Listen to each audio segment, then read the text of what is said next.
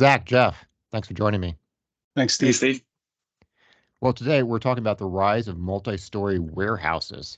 Almost sounds like something out of a comic, cartoon or something, but no, they're real multi-story high-rise warehouses. Actually, e-commerce is the driving force. It's necessary to reach many consumers in short distances, so we're seeing high-density urban areas having to develop existing properties into warehouse space, and given the density and the price of land, they're converting them into multi-story warehouses in many cases. In the States, San Francisco, Los Angeles, Boston, Philly are identified as promising markets for these projects. These buildings have loading docks and ramps. They've got multiple levels. They use hydraulics and gantry crane operations when the trucking parking is limited. But kind of a new little segment we're seeing here, driven by that e-commerce. There, everybody wants packages delivered to them, even in high density cities. Your guys' thoughts on the rise of multi-story warehouses? I'm not sure I'm an expert in this one either, but it's interesting. I think as I'm, thinking about this, um, creativity kind of steps in, but I'm not sure of the long term functionality of it.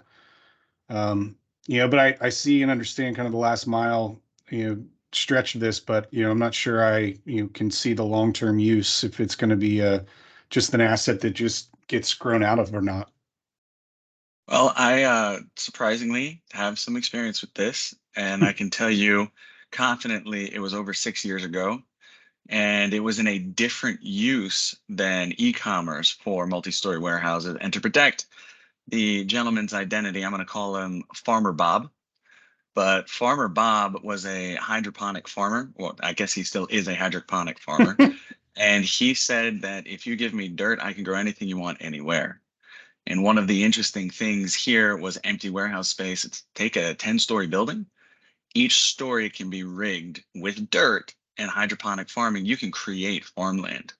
And in densely populated urban areas, you wouldn't think, let's put a 150-acre farm. You think, how the heck am I going to do that? Well, you got a couple million square feet, you tie it together, you put it up 10 stories, and all of a sudden you got 150 acres of dirt in the middle of a city.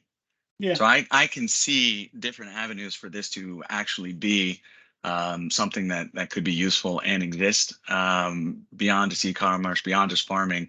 It's something that could be interesting to me.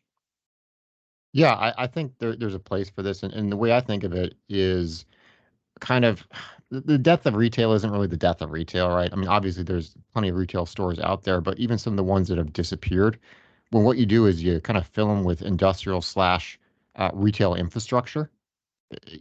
You know, the land gets used, the property gets used, and to me, that's kind of the lesson here is if you have an urban area that's doing well, an area that's doing well, that's got economic growth, you're going to find a use for the real estate. As long as the That's right. growth is there, even if it changes, even if people, instead of going to a store, they're having the package delivered to them, it doesn't come out of thin air. It still takes land, it still takes property to do it. So for me, the lesson here is almost at a more of a macro level.